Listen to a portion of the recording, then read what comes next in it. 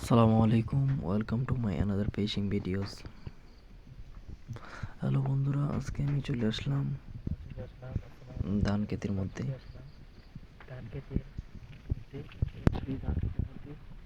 ক্ষেতের পানি থাকা অবস্থায়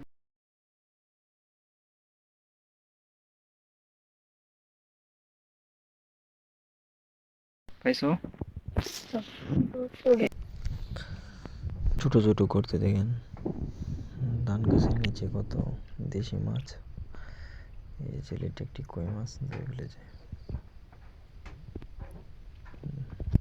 এই যে ছোটো ছোটো বর্ষাকালে পানি আসার সময় ওইখানে অনেক মাছ ছিল, কিন্তু এখন পানি চলে যাওয়ার কারণে মাছগুলো শুকনায় বেশি পড়েছে। তাই ছেলেটি দেখেন ধান গাছের নিচ থেকে কীভাবে মাছ ধরতেছে। সব মাছ এই গর্তের মধ্যে জমা হয়ে গেছে। পাইছো? এই যে মাছটা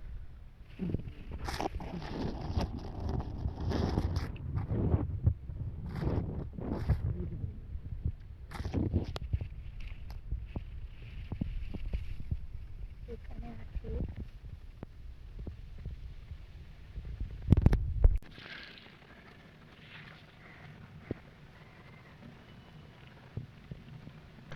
ভিডিওটি ভালো লাগলে অবশ্যই সাবস্ক্রাইব করে দেবেন। ধন্যবাদ।